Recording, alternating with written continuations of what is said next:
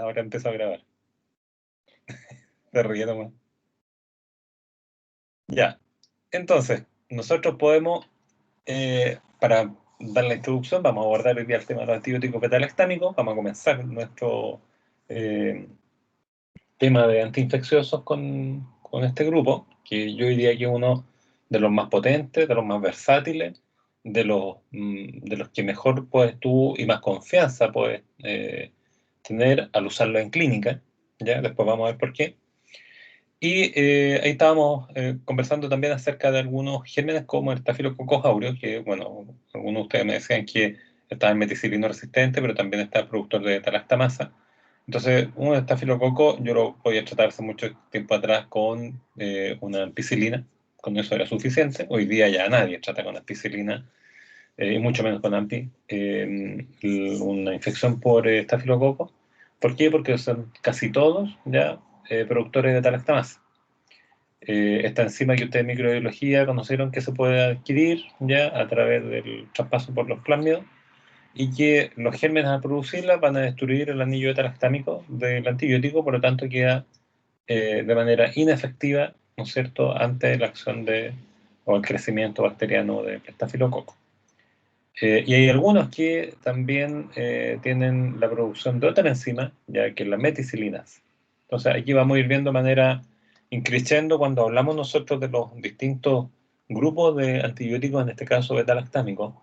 Vamos a ver que son varios eh, primero, grupos; segundo, abordajes terapéuticos; y tercero, cepas de distintos tipos de gérmenes que pueden ser susceptibles para el tratamiento antibiótico. Ahora, eh, uno podría decir, sí, pero la vancomicina como que mata todo. Entonces, yo les pregunto a ustedes, ¿le vamos a dar vancomicina a todos los pacientes porque es el mejor antibiótico?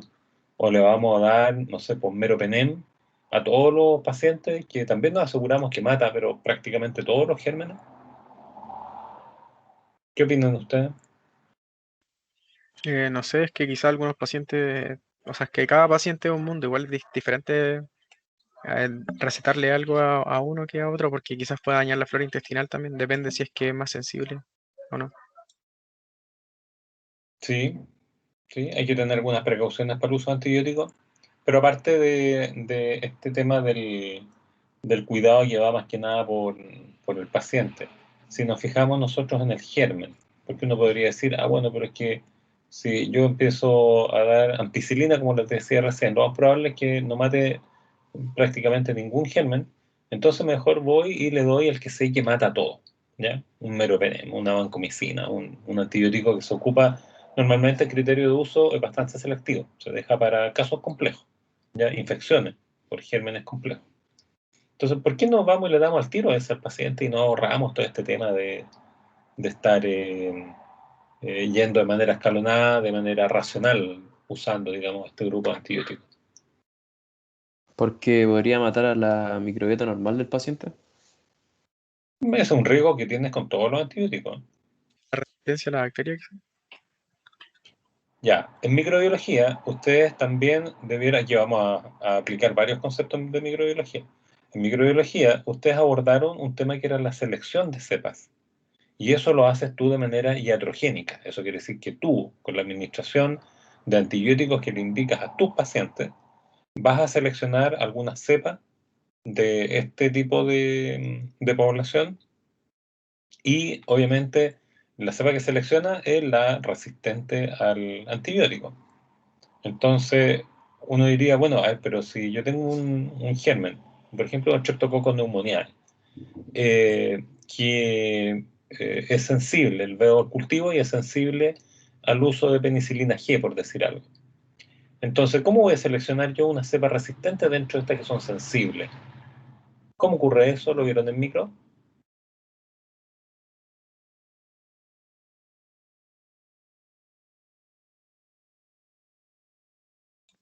Es que Por en mi parte, micro no comenzamos con antibióticos, o sea, comenzamos hoy, pero recién comenzamos. Ah, están recién comenzando con micro. Ya. Ah, ya. Bueno. Entonces, a ver, el tema pasa porque cuando uno tiene un proceso infeccioso y tú das antibióticos, tú sabes que los antibióticos van a eliminar el 99% de la flora bacteriana que está causando la patología, ¿ya? De esta cepa invasora. Entonces la pregunta es, bueno, ¿y el otro 1%? Porque cuando tú tienes crecimiento bacteriano, siempre está la aparición de manera natural, o sea, de manera espontánea, de mutantes. Y puede ocurrir que haya una mutante que efectivamente por su mutación natural sea resistente al uso de antibióticos, por distintos mecanismos. Los van a ver en micro. Entonces, la pregunta es, oye, bueno, si yo estoy tratando con un antibiótico y resulta que este famoso antibiótico efectivamente no va a tener una acción sobre un 1%, un 0,5%, un 0,1% de la población bacteriana, entonces la pregunta es, bueno, ¿cómo? Entonces, ¿quién lo mata? ¿Quién se le ocurre a ustedes?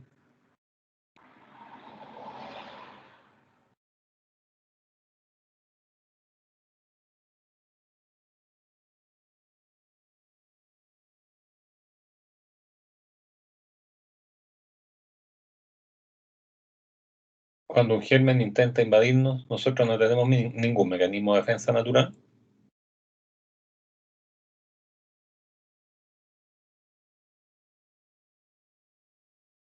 Sí tenemos la inmunidad innata y adaptativa. Ya, no se olviden de eso. Nunca. ¿Por qué? Porque los antibióticos es altamente frecuente que no maten toda la población bacteriana. Eso es muy frecuente. De hecho, yo diría que hasta esperable.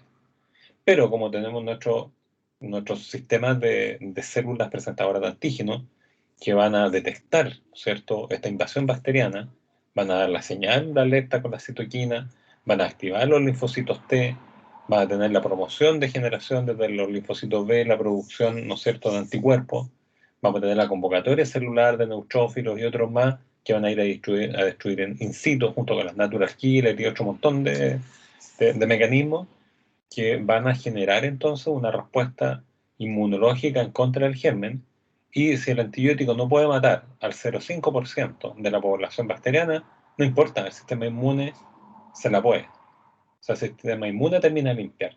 Ellos llegan ahí y barren con lo que llegó. Pero ¿qué pasa? Cuando tú usas mal los antibióticos, no das la dosis adecuada, los intervalos de dosificación adecuados, no das el tiempo adecuado. Entonces ahí no matas al 99% de la población, pues. Ahí matas al 90, el 80, depende de qué tan mala haya sido la indicación terapéutica. Por lo tanto, van a quedar más gérmenes vivos. Y entre esos van a haber algunos que no van a ser sensibles, ¿no es cierto? Y lo que tú estás haciendo, si el sistema inmune después tiene que encargarse, entre comillas, de una pequeña población, un 0,5%, tú le estás dejando vivo un 10 o un 20% de la población. Y por lo tanto el sistema inmune no va a ser capaz de controlar todo eso. Lo más probable es que haya una cepa, como la resistente, que va a crecer de manera proporcional en mayor cantidad. Y por lo tanto, seleccionaste en una persona una cepa resistente y que además incluso se puede propagar a otras personas. Entonces, eso yo creo que es una de las cosas más importantes que ustedes tienen que tener claro, ¿ya? Cuando hablamos de la clasificación general de este grupo, tenemos las penicilinas, en donde tenemos las penicilinas naturales como la penicilina G. Tenemos también las penicilinas que son resistentes a penicilinasa, ¿ya? Las aminopenicilinas, como la ampicilina que les decía recién, o la moxi. La carbenicilina, la ureidopenicilina. Esos son como los grupos, digamos, clásicos. Después viene otro grupo de antibióticos betalactámicos, que son las cefalosporinas, que tienen un núcleo un poquito distinto. Y aquí se han ido aquilatando por la primera, segunda, tercera, cuarta, quinta generación, de acuerdo al espectro de acción. No es la fecha en que fueron sintetizados, sino que es el espectro, sobre qué grupo de gérmenes actúan. Están los monobactámicos, carbapenem, y también una dedicación cortita a lo que son los inhibidores de la beta-lactamasa, ¿ya? Bueno, ¿cuáles son las penicilinas naturales? Penicilina G, que normalmente uno lo administra inyectable porque es ácido lábil, ya noten eso. Si yo doy vía oral la penicilina G, se destruye con el pH ácido del estómago y no funciona. La penicilina V, que esa penicilina natural tiene el mismo espectro que la penicilina G, pero la diferencia es que es resistente al pH ácido y por lo tanto esa sí la encuentran como comprimidos para administración bioral. Después vienen las penicilinas que son resistentes a penicilinasa, porque cuando una cepa adquiere el plasmido de la penicilinasa, va a destruir la penicilina G y la penicilina V, ¿ya? Y por lo tanto, nosotros tenemos que cambiar el esquema terapéutico y existen algunos tipos de antibióticos como la cloxacilina y flucloxacilina que pueden destruir efectivamente este tipo de gérmenes que son productores de penicilinasa.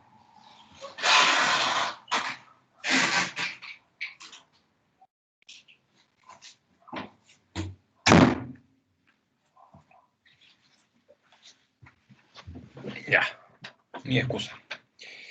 Después tenemos otro grupo, ¿no es cierto?, que son las aminopenicilinas, como la MOX y la AMPI, de que tienen una particularidad. Primero, estos no son resistentes a la acción de la penicilinasa, así que un germen que sea resistente a la penicilina G también es resistente a la amoxicilina y a la ampicilina, ¿ya? ¿Cuál es la gracia? Es que este par de antibióticos tiene un espectro más amplio, pero hay que tener cuidado con esa palabra porque engaña.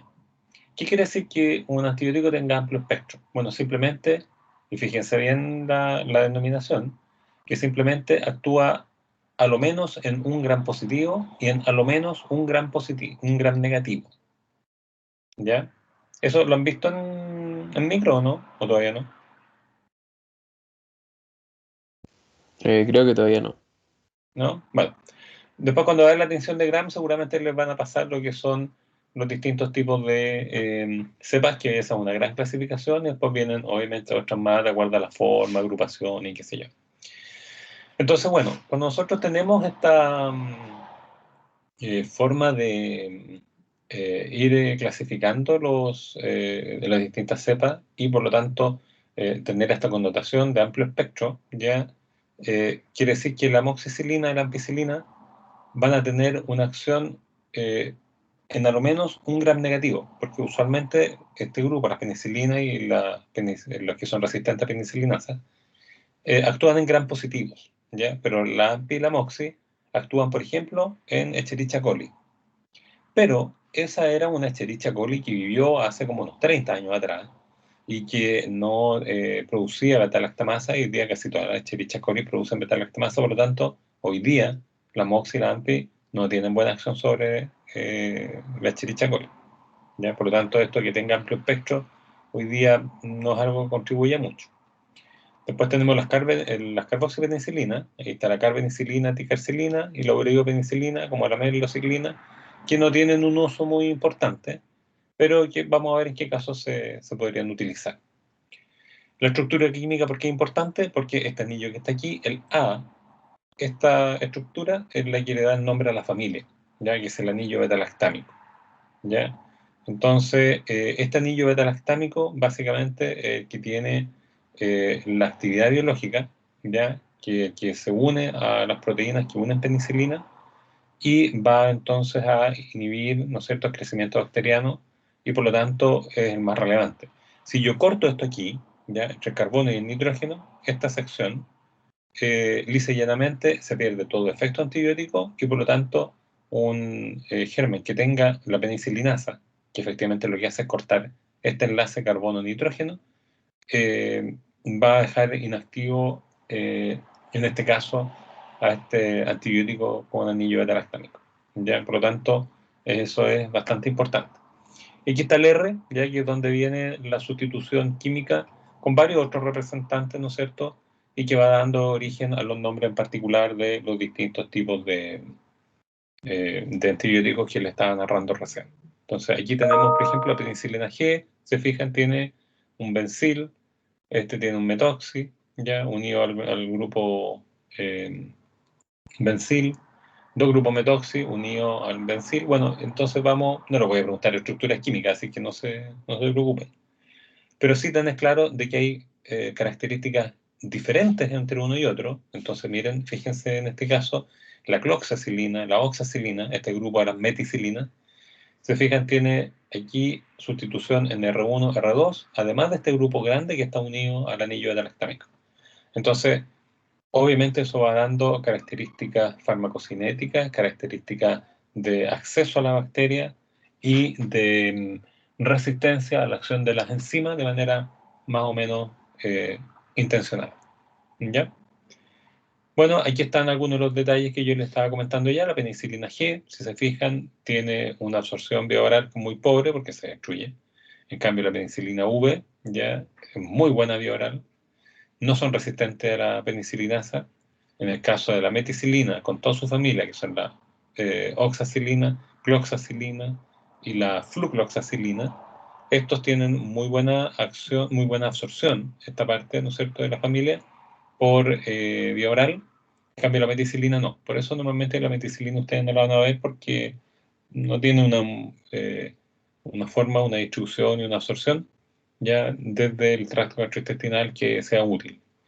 ¿Qué es lo bueno de este grupo? Que estos sí son resistentes a la beta-lactamasa, pero no a la meticilinasa, que la meticilinasa justamente lo que destruye es este grupo de antibióticos. ¿Ya? También están, le había comentado recién, la ampicilina y la amoxicilina, ya que tienen una muy buena absorción vía oral.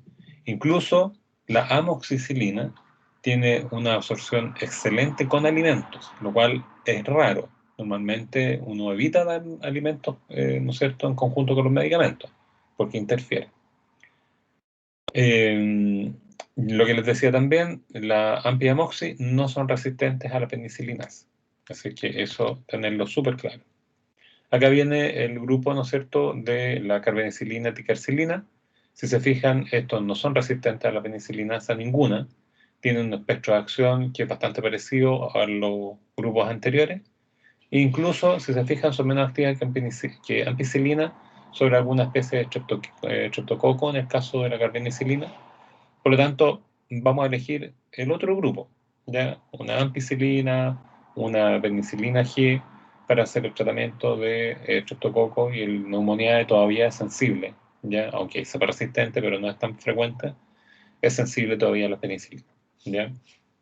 Sobre todo el streptococo neumonía, que es extrahospitalario. Entonces, después en terapéutica, ustedes van a saber, van a abordar el manejo de los procesos neumónicos por bacterias, y se van ahí a enterar de que tenemos dos tipos de infecciones que pueden ser manejadas de manera muy distinta, entre lo que son las extrahospitalarias y las intrahospitalarias. Paciente ambulatorio que llega con neumonía se trata con penicilina. Lo más probable es que sea Haemophilus, que sea un Streptococcus pneumoniae, una Klebsiella, y son todos sensibles estos a penicilina, ¿ya? Penicilina G, la simple penicilina G, la que descubrió Alexander Fleming. Pero cuando es intrahospitalaria, no. Ahí, aunque tenga un estreptococo neumonía, lo más probable es que venga con la producción de beta-lactamasa y nos complica el esquema de tratamiento. Bueno, ¿cómo actúan? Estos básicamente actúan inhibiendo la síntesis de la pared de la bacteria, ¿ya?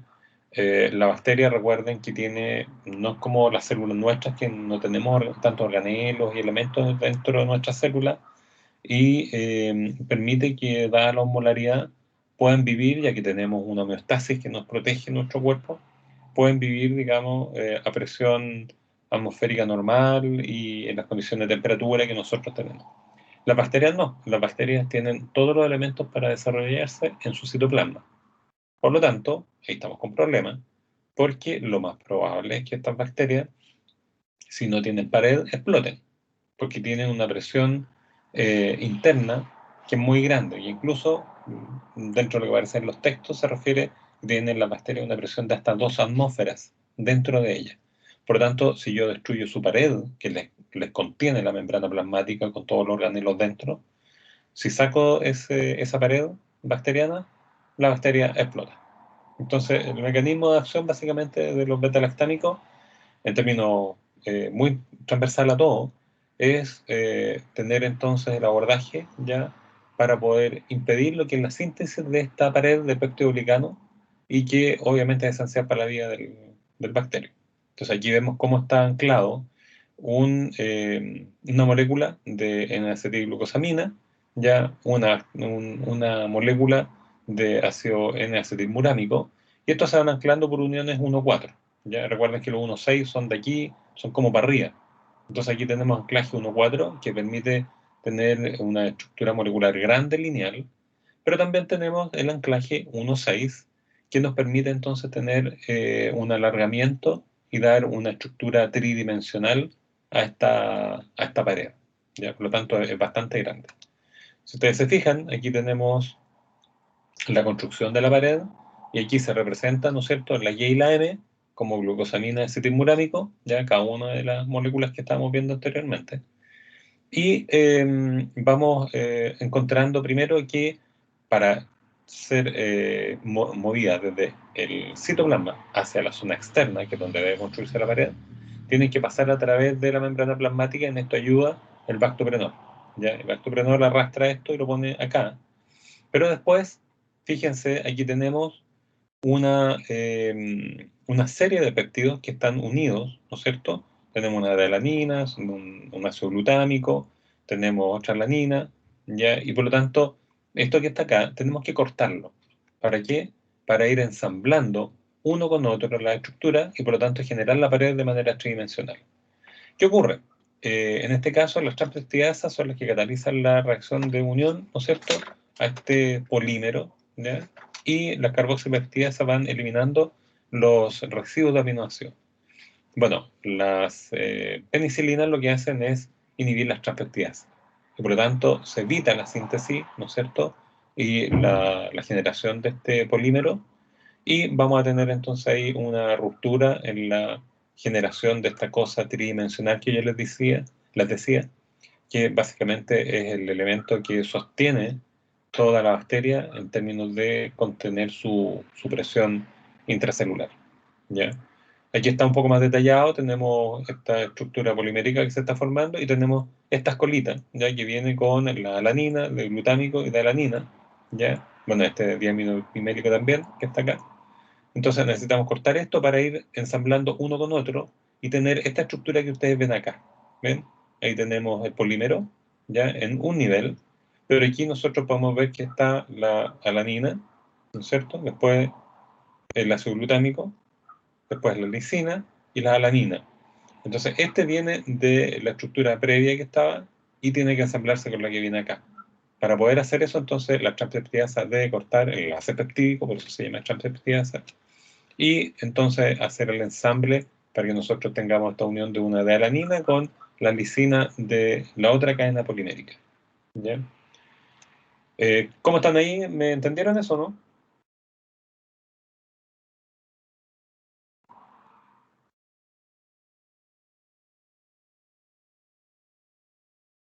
¿Aló?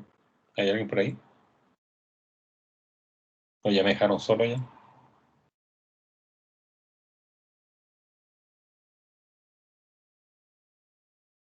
Vale, si tienen dudas, preguntarán después. Ya. Ya. Bueno, aquí entonces nosotros tenemos otro esquema en el cual va dando una figura un poquito más detallada, ¿no es cierto?, de cada uno de los pasos que se está dando para poder tener esta elongación del polímero con su construcción tridimensional de distintos niveles. Y por lo tanto, cuando nosotros vamos a tener la catálisis con la transpeptidasa, vamos a necesariamente tener que disponer, ¿no es cierto?, de la enzima viable. ¿Qué hace el antibiótico en este caso, el betalactámico? Se une a través del anillo betalactámico, ¿no es cierto?, a la enzima e inhabilita su función. Aquí aparece la estructura de la bacteria, en este caso una gran positiva, y acá tengo una gran negativa. La gran positiva se llama así porque se tiñe con la tinción de Gram, ¿no es cierto?, porque tiene esta superficie macromolecular expuesta, ¿ya? En cambio, la gran negativa tiene otra capa más que impide o hace menos factible que esta tinción la tiña. Esa es toda la diferencia, ¿ya? Entonces, básicamente lo que nosotros vamos a tener acá es que estos antibióticos van a evitar lo que es la transpeptidación, ¿ya? Vamos a tener un enlace covalente que se está dando, lo cual no es frecuente, pero en este caso ocurre eso, es un enlace covalente, por lo tanto la reacción es irreversible, ¿ya? Y eso son buenas noticias para nosotros, porque una vez que una bacteria fue abordada con una penicilina, esta queda inactivada su enzima de manera inmediata, y por lo tanto sabemos que va a morir, ya más tarde o más temprano, pero se va a morir. Aquí está, ¿no es cierto?, esta cadena de peptidoglicano, ya que está sintetizada ya, y por lo tanto cuando nosotros tenemos la acción del antibiótico, tenemos primero que tener claro que una bacteria que ya tiene su pared de peptidoglicano formada, no tenemos nada que hacer. La bacteria debe estar en replicación, y como para dar origen a una hija, tiene que comenzar una división celular completa. Tú matas a las dos, matas a la madre y a la hija. ¿Por qué? Porque al momento de separarse y sintetizar esta capa de peptidoglicano para cada una, es ahí donde se inhibe. Por tanto, termina matando a las dos bacterias igual. ¿Ya? Aquí aparece una representación un poco más esquemática, en donde está, en este caso, una penicilina, y vemos cómo está una proteína que normalmente es esta transpeptidasa, que va a unir el antibiótico de manera covalente, y por lo tanto, y fíjense, esta es una PBP, una proteína que une penicilinas, en inglés, Protein Binding Penicillin. Entonces, en este caso es de Escherichia coli, justo lo que yo le estaba diciendo. O sea, la Escherichia coli hoy día es rara la que no sea resistente. Aquí también tenemos una PBP, pero en este caso es Streptococcus pneumoniae, ¿ya? También, si se fijan, un poquitito distinta la proteína, pero el antibiótico, en este caso un tebipenem, se anida dentro de un bolsillo en esta enzima y también genera el mismo mecanismo de acción, ¿ya? Ese es un acercamiento para que vea más bonito y ese se ve más bonito. Ya, gracias. Bueno, las penicilinasas no son lo único que existe para destruir los antibióticos, desgraciadamente, sino que también tenemos las amidasas. Y hay algunas cepas productoras de amidasa, o en algunos casos cepas que producen las dos. Y obviamente nos traen más problemas que una simple, ¿ya? Eso también es importante que lo tengan presente. Porque en algunos informes de antibiograma le van a aparecer. ¿Ya? Ahí algunos laboratorios lo dicen, cuál es el tipo de enzima que se han encontrado, incluso las tipifican. ¿Ya? Bueno, aquí aparece entonces la acción de la penicilinasa en el anillo beta-lactámico, y aquí está la acción de la amidasa. Si ustedes se fijan, lo que está rompiendo, esta es la samida, por eso se llama amidasa, y obviamente lo que está cortando es toda la cadena radical que diferencia un antibiótico de otro. Por lo tanto, aquí nos quedaríamos con el núcleo base, pero deja de ser una meticilina, una cloxa, una penicilina G, por lo tanto cambia la naturaleza, ¿ya?, del antibiótico. ¿Cómo están ahí? ¿Vamos clarito?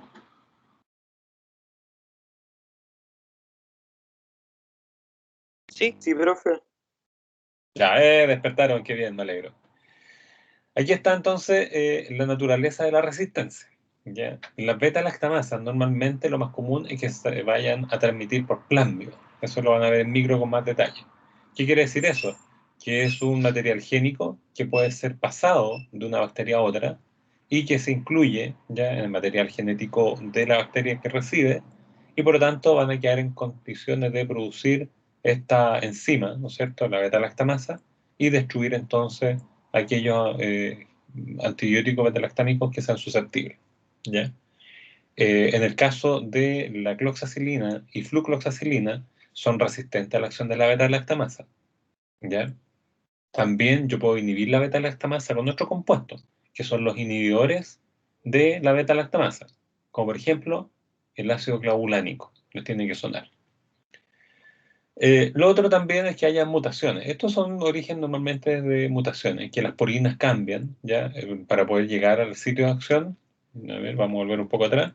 Para llegar aquí al sitio de acción donde está la transpeptidasa, tiene que atravesar a través de porinas el antibiótico. Entonces podemos tener dos problemas. Uno, que el lugar por donde pasa el antibiótico sea distinto, por lo tanto no puede pasar, y la bacteria es resistente al tiro. Y lo otro es que tenga producción de beta-lactamasas tanto en la zona extracelular como entre la membrana plasmática y en este espacio periplásmico en el fondo.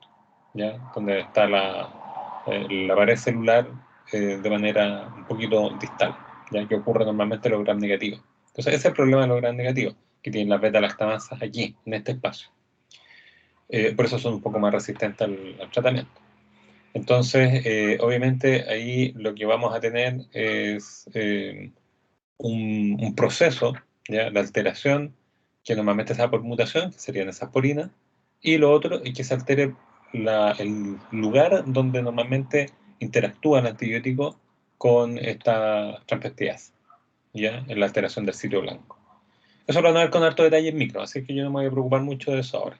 Pero básicamente, ¿en qué redunda? En que en este caso la bacteria sería resistente. Bueno, aquí están los espectros de acción. Si se fijan, las penicilinas naturales, como la penicilina G, es activa sobre todos los cocos gram positivos. Entonces, cuando vean la tipificación de la bacteria, van a encontrar que tenemos los streptococos. Strepto significa uniones en cadena. Entonces, ahí está el Streptococcus pneumoniae, que provoca neumonía, como ya les había comentado. Hay otros streptococos que provocan otras enfermedades. Tenemos también algunos que se unen en racimo. Estáfilo significa racimo en griego. Entonces, estos cocos que se van a agregar en racimo, normalmente se aparece con un signo más aquí, fíjense, quiere decir que es productor de beta-lactamasa. Por lo tanto, los que son resistentes a penicilina, ¿ya? Vamos a tener que, el estafilococo clásico, que es resistente a penicilina, tratarlos con cloxacilina o flucloxacilina, ¿ya? Eso también es importante que ustedes lo tengan presente. Y las aminopenicilinas, como les decía, todos los cocos gram positivos, igual que la penicilina natural, pero agrega sobre todo la Escherichia coli, la Haemophilus influenzae, más o menos, Proteus, más o menos también, pero Proteus mirabilis, no uno que tiene producción de enzimas resistentes, sino que digamos, el Proteus más sensible. En el caso de la carbenicilina y la melociclina, ¿ya? Que son de los carbapenem, meropenem, de los otros grupos, yo les dije hace un ratito atrás que tenían incluso menor acción sobre algunos cocos gram positivos. Pero la carbenicilina tiene una acción un poquitito mejor sobre pseudomonas. La pseudomonas es un germen que ustedes van a encontrar también relacionado con patología respiratoria, sobre todo la pseudomonas aeruginosa, que es muy virulenta, ¿ya? Virulenta en el sentido de que contamina fácilmente y se propaga y causa problemas. Y también vamos a encontrar que muchas veces este germen se encuentra, por ejemplo, en respiradores mecánicos, que hoy día obviamente es un tema importante. Antes del coronavirus también se ocupaban respiradores mecánicos, pero no con la frecuencia y necesidad que se hace hoy día. Por lo tanto, hay que erradicar este germen en cada uno de los aparatos cuando nosotros vamos a colocar el soporte respiratorio a un paciente, ¿ya? La Cinetobacter también es otro germen que está presente de manera bastante frecuente en los respiradores, pero obviamente esto se conoce, por lo tanto se tiene que erradicar. En microbiología también ustedes van a pasar esto, ¿ya? Que hay una concentración a la cual el germen es sensible, ¿ya? Y cada germen va a tener sensibilidades distintas. Entonces, en términos generales, uno puede decir que, muy generales, en algunos casos esto no se cumple, pero en términos muy generales uno puede decir que un germen es sensible cuando requiere 2 microgramos por ml o menos, ¿no es cierto?, para que sea eliminado por el antibiótico tal o cual que le vamos a administrar. Entonces miremos acá, a ver si esto es cierto. El Streptococcus pneumoniae requiere 0,01 de penicilina G, por lo tanto es sensible. La penicilina B, ya V, también. La AMPI también mata al estreptococo. La cloxa también. La carbenicilina, miren, aquí ya se nota, tiene menos acción, incluso que la penicilina G. La melociclina, piperacilina, tiene también básicamente la misma acción que otro antibiótico beta-lactámico. Pero aquí vemos, por ejemplo, la temociclina, que se requiere administrar una concentración, ¿ya? La concentración mínima inhibitoria 90 que tiene en microgramos por ml es de 100. O sea, definitivamente el Streptococcus pneumoniae es resistente a la temociclina, ¿ya? Vamos viendo otros gérmenes complicados. Miren, aquí está el Staphylococcus aureus, tan peligroso, pero que no produce beta-lactamasa. Y mírenlo, lo mata la penicilina G, la V, la AMPI, bueno, y todos para acá. Se ponen en fila y todos lo matan, ¿ya? Menos la mesilanimina. Por lo tanto, si no produce beta-lactamasa el Staphylococcus, ya es destruido por cualquier beta-lactámico, casi cualquier beta-lactámico. Miren lo que pasa cuando tiene la producción de la beta-lactamasa. Suben los valores de concentración mínima inhibitoria sobre 25 al tiro, por lo tanto no es sensible. ¿Qué pasa con la cloxa y flucloxa? Familia de la meticilina, miren, requiere 0,4. O sea, estamos bien. Pero todos los demás beta-lactámicos no tienen acción. Vemos la Neisseria gonorrhoeae, enfermedad de transmisión sexual, Neisseria meningitis, ¿ya? Que esta es la que se propaga rápidamente en un grupo de personas que se encuentran cerca, como niños en una sala de clase, o personas que están trabajando juntas en una oficina, por ejemplo. Son todos, si se fijan, tremendamente sensibles a la acción de las penicilinas en general. ¿Ya? Así que esas son las buenas noticias. ¿Quién más provoca neumonía? Ahí está, Haemophilus influenzae. También es tremendamente sensible. ¿Ya? ¿Qué pasa con la pseudomonas y qué ocurre con la enterobacteria? Miren, las cantidades que se requieren de concentración mínima inhibitoria, por lo tanto, son resistentes a la acción de los beta-lactámicos, ya como las naturales y estas de espectro ampliado, incluso la closa y fluclosa, no tienen acción. Ya, por lo tanto, uno sabe que si tiene una infección, ya por Acinetobacter, ya respirador artificial, Pseudomonas aeruginosa, respirador artificial, miren, nosotros vamos a tratarlo con penicilina G y no va a haber caso. O sea, definitivamente nadie trata neumonias de esa naturaleza, por esos gérmenes, con penicilina. ¿Ya? Desde el punto de vista de la farmacocinética, también hay bastante buenas noticias. Nosotros vemos que este grupo de fármacos, la gran mayoría se absorbe, los que se ocupan frecuentemente, se absorben vía oral, la AMPI, la MOXI, penicilina V, y el resto que no se ocupan muy frecuentemente son de administración parenteral. ¿Ya? La vía media es relativamente corta, si se fijan, la semivía de la penicilina G es de 30 minutos. Entonces uno dice, bueno, ¿por qué yo administro la penicilina G cada 12 horas, a veces cada, no sé, 4 horas, si a los 30 minutos ya bajó la, la concentración adecuada, porque la vía media es muy corta? Bueno, recuerden que la acción de la penicilina G, ya como de los otros beta-lactámicos, es irreversible en la enzima. ¿Ya? De ahí que viene un concepto que se llama el efecto posantibiótico, que tú sabes que en la sangre ya no queda antibiótico, pero el germen igual no crece. ¿Ya? En parte viene porque tiene un efecto que no está mediado propiciado por la vía media, al contrario, es por el mecanismo de acción. ¿Ya? Eliminación renal preferente de casi todas, por lo tanto hay que tener ojo con la función renal del paciente. ¿Ya? Y la concentración en diosefalorraquídeo bastante baja, ¿ya? Respecto de la plasmática, miren, un 2, un 10, un 12%, en general un 15% el máximo, de los beta-lactámicos cuando yo lo administro vía oral o vía, y se propaga vía sanguínea. Nosotros vemos que la cantidad que llega al diosefalorraquídeo es muy baja. Pero hay que tener cuidado. Si la persona tiene una meningitis, o sea, hay una inflamación de las meninges, aumenta ya en 4 o 5 veces el paso del antibiótico. Y resulta que la penicilina G es ácida, por lo tanto irrita tejidos. Y eso ocurre. Por lo tanto, si la penicilina G en dosis normales a una persona con meningitis, va a tener una cantidad muy alta a nivel del sistema nervioso, va a irritar ya las meninges y el paciente puede debutar con convulsiones.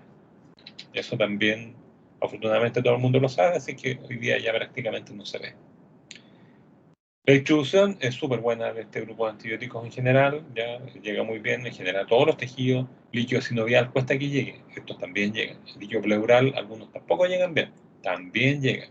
Ya, pericardio, pili, llega súper bien. ¿Dónde no llega? Bueno, secreciones prostáticas, no muy bueno, pero hay otros antibióticos que sirven para eso. Tejido encefálico, como les decía, si la meninge está intacta, no está inflamada, no hay problema. Líquido intraocular, tampoco llega muy bien. ¿Ya? ¿Qué pasa con la población bacteriana? Nosotros podemos ver que hay algunas cosas bastante simples, como por ejemplo lavarse los dientes, ya provoca una bacteriemia, que normalmente nuestro sistema inmune se encarga de eliminar, porque no es una población de bacterias muy grande. Pero aquí vemos que un 25% de las veces que nos lavamos los dientes, lo más probable es que pase alguna bacteria. 1, 2, 10, 80, son pocas. Pero cuando hay una extracción dental o una cirugía periodontal, obviamente en la cavidad bucal es donde tenemos un gran cúmulo de bacterias, tal como podríamos hablar de una cirugía colorectal o una cirugía abdominal, digamos, intestinal, cualquiera que sea. Entonces, bueno, ahí lo que hay que hacer es dar una profilaxis antibiótica, ¿ya? Para evitar entonces el daño. Y en el caso de la invasión bacteriana, ¿ya? Y sobre todo en pacientes que han tenido la endocarditis bacteriana subaguda, en el fondo se da por un estreptococo también. Básicamente hay que hacer esta profilaxis porque una persona puede sobrevivir una endocarditis ya bacteriana de este tipo, pero es muy probable que una segunda o una tercera infección no lo sobreviva. Por lo tanto, ahí uno echa mano a las sales de estos antibióticos. Y hay una que es la penicilina benzatina, ustedes la tienen que conocer. Tiene la particularidad de que se libera en pequeñas cantidades, pero por 28 días. Por lo tanto, yo puedo darle a un paciente, ¿no es cierto?, que haya tenido esta endocarditis bacteriana, la penicilina G de por vida, para evitar de que vuelva a tener un segundo episodio, porque podría ser complicado. ¿Bien? Cuando ocupamos la penicilina, en todas las infecciones por coco gram positivo, está la amigdalitis, la fiebre reumática, otitis media aguda, ¿no es cierto? En algunos casos, la infección respiratoria baja, que es la adelantada, neumonía extrahospitalaria. La intrahospitalaria hoy día prácticamente no tienen mucha utilidad las penicilinas, ¿ya? A menos que sean las de última generación, de cefalosporina sobre todo.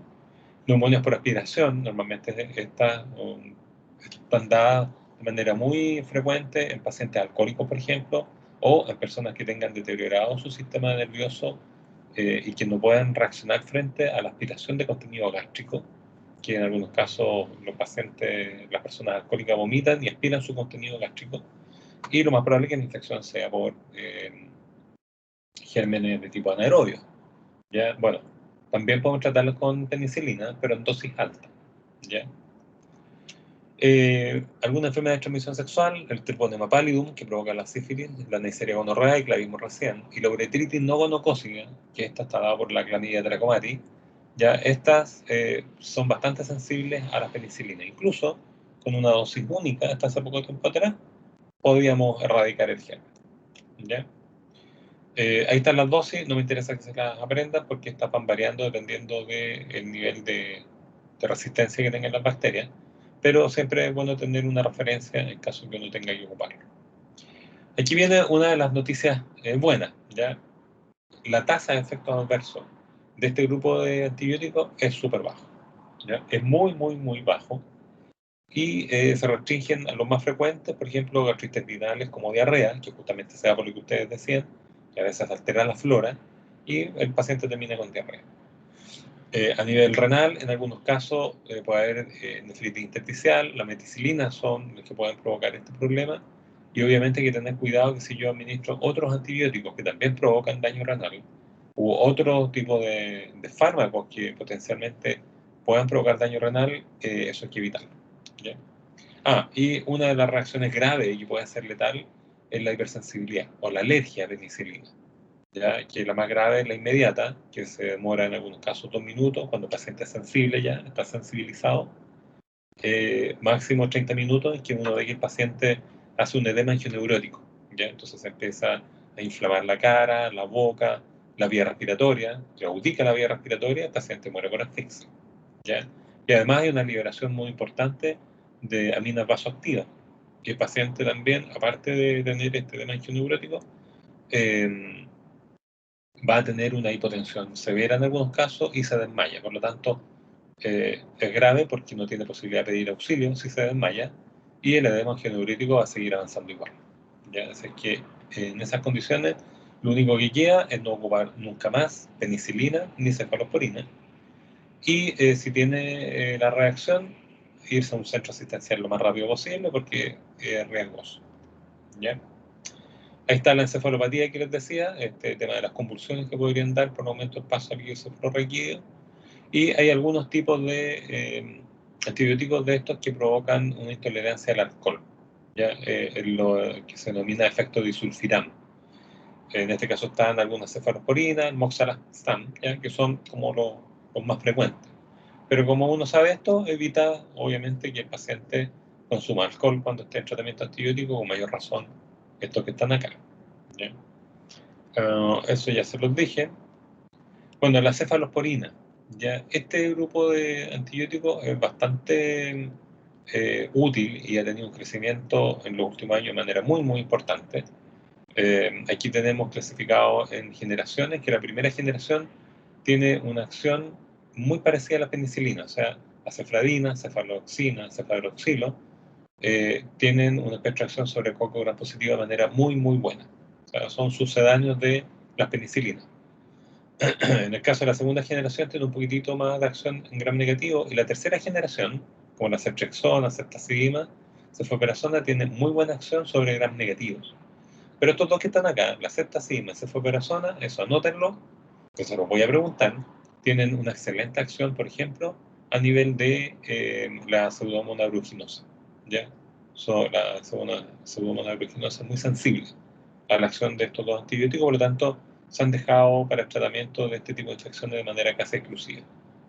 Y la cuarta generación aumenta la efectividad en gram negativo. Y tengo la cefepima, por ejemplo, y se han desarrollado otros más. Aquí está la estructura química. Si se acuerdan, aquí había un pentano, ya en los beta-lactámicos, en un grupo de las penicilinas. En el caso de la cefalosporina, aquí tenemos un grupo hexano, ya se agrega un carbono, y eso ya le da una actividad bastante importante. ¿Por qué? Porque todas las cefalosporinas que están en la primera generación y que son activas en coco gram positivo, streptococo, estafilococo, por ejemplo, vamos a tener aquí además una acción sobre todos estos gérmenes productores de beta-lactamasa. Por lo tanto, son resistentes a la producción de beta-lactamasa estos antibióticos, ¿ya? Los que están aquí. Los intervalos de dosificación son más cómodos. Normalmente la ampicilina hay que darlo cada 6 horas, la moxi cada 8 máximo, la penicilina G mucho más frecuente, y como es parenteral hay que estar pinchando al paciente de manera muy frecuente y eso es incómodo. Esto uno lo puede dar en el caso del cefaclor cada 8 horas, en el caso de la cefuroxima también cada 8 horas, o puede ser cada 12 horas dependiendo del tipo de infección. En el caso del cefuroxilo, fíjense, lo vamos a administrar cada 12 horas. Por lo tanto, es realmente conveniente, sobre todo si estamos pensando en tratar una patología infecciosa en un niño, paciente pediátrico. De hecho, los pediatras recomiendan mucho las cefalosporinas porque es más fácil administrarla vía oral y además cada 12. ¿Ya? No hay que andar persiguiendo, digamos, al niño para que tome su tratamiento antibiótico tan seguido. En el caso de la de tercera generación, se mejora bastante. Además, fíjense, la farmacocinética, podemos darlos cada 24 horas, ceftriaxona. En el caso de la ceftazidima, puede ser cada 8 horas. Y la ceftriaxona, que es muy utilizada en el ambiente clínico, se puede dar cada 2 o 24 horas dependiendo del tipo de patología a tratar. ¿Ya? Bueno, ese también es de cuarta generación, pero como les digo, más efectivo sobre el mismo tipo de germen. Aquí está el resumen que les dije recién. Primera generación, ya sobre el streptococo, estafilococo, tal como la acción de la penicilina, pero no en el meticilino resistente. O sea, el estafilococo meticilino resistente, que me habían dicho ustedes al principio que era como el peligroso, también es resistente a la cefalosporina de primera generación. Eso también tenganlo clarito. De segunda generación también abarca de manera bastante adecuada las Klebsiella, Haemophilus influenzae, que son los que provocan estas infecciones extrahospitalarias de tipo neumónica. Tercera generación incluso es activo sobre algunas enterobacterias, ¿ya? Y sobre el Staphylococcus dorado también tiene acción, ¿ya? Staphylococcus aureus, pero no meticilino resistente. Y esto, bueno, ya se los dije también. Aquí están los parámetros de concentraciones mínimas inhibitorias. ¿ya? Entonces aquí podemos ir concluyendo al tiro que son muy sensibles a los distintos tipos de cefalosporina, el Streptococcus pyogenes, Pneumoniae, el Staphylococcus aureus, Haemophilus influenzae, el coli no tanto, ¿ya? Pero en general son bastante sensibles a los distintos grupos.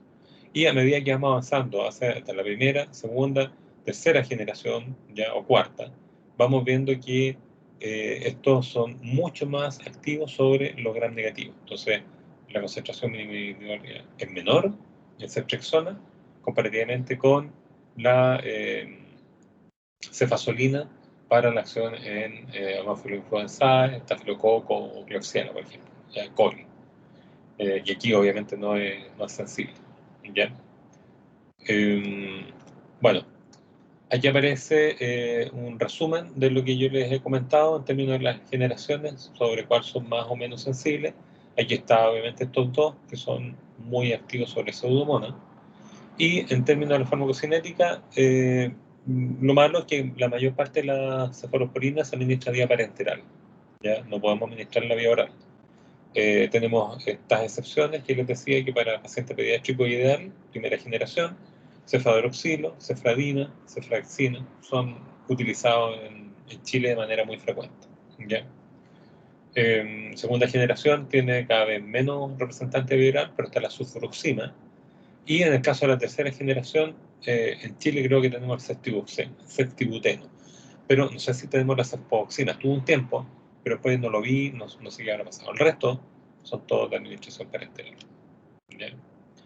Tratamiento, bueno, el mismo grupo anterior, más todo lo que ganamos en términos de gram negativo, que ya se lo había dicho.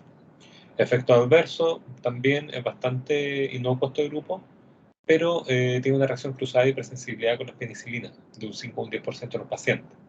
Por tanto, si el paciente es alérgico a penicilina G, no vamos a poder ocupar las cefalosporinas tampoco. ¿Ya? Aquí está este efecto de sulfiram o de interacción con alcohol, que el paciente se siente muy mal cuando está tomando cefamandol, moxalactam o cefoperazona, y obviamente no debe consumir alcohol cuando está en tratamiento con estos antibióticos. ¿Ya? Hay una que es la cefalorina, puede provocar nefrotoxicidad en una probabilidad bastante más alta, que está relacionada con la dosis, por lo tanto uno puede evitar dosificando bien al paciente, que serían dosis mayores a 4 gramos al día, ¿ya? Lo cual normalmente no es necesario. ¿Ya? Aquí están las dosis, bueno, tampoco me interesa que esto se lo aprendan, pero no sé si les quedó relativamente claro el espectro de acción, tanto penicilinas como cefalosporina, que es el motivo, digamos, por el cual uno usa estos antibióticos. ¿Sí? Ya. Están tomando 11, ustedes parece. Bueno, aquí tenemos algunos otros representantes como el astronam, ¿no es cierto?, de los monobactámicos y los carbapenem, que los carbapenem son tremendamente útiles. Entonces aquí tenemos el imipenem, meropenem, ¿no es cierto?, y otros representantes más que tienen un espectro de acción muy, muy bueno. En el caso del astronam, si bien es cierto, tiene una acción en gram positivos, pero bastante modesta. En cambio, la acción en gram negativo es bastante buena. ¿Ya? Entonces aquí aparece acción sobre enterobacterias, pseudomonas aeruginosa, Haemophilus influenzae, enterococo, gonococo. Es bastante útil la astronam. El imipenem actúa sobre, fíjense, aerobios y anaerobios. Actúa sobre gram positivo o gram negativo. Aquí está el enterococo, estafilococo, productor de beta-lactamasa, ojo. Listeria monocitógenes, que muchas veces provoca varios problemas de tipo infeccioso. Enterobacterias, pseudomonas, acinetobacter. Se fijan, es bastante sensible, un gran espectro de gérmenes. ¿Y qué está? Miren, el astronam están sus concentraciones mínimas inhibitorias, en gram negativo, bastante buenas. Y del imipenem, miren, gram positivo, incluso el productor de beta-lactamasa también es muy sensible. Gram negativo, acá está incluso Salmonella shigella, Pseudomonas aeruginosa, que si bien es cierto requiere una concentración un poquito más alta, pero podría ser sensible y aumentamos la dosis.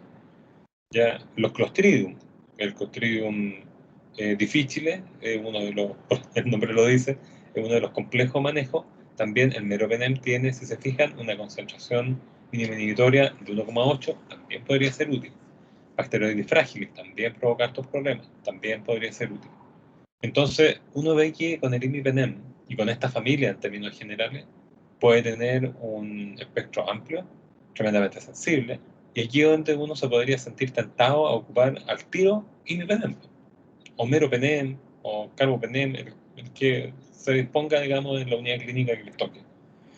Pero no, uno va ocupando de manera escalonada con el uso racional, justamente porque si yo ocupo a destajo ya un antibiótico que tiene un buen espectro de acción, lo más probable es que seleccione cepa resistente de manera muy rápida y por lo tanto me voy a guiar siendo un antibiótico bueno para tratar pacientes complejos, ¿ya?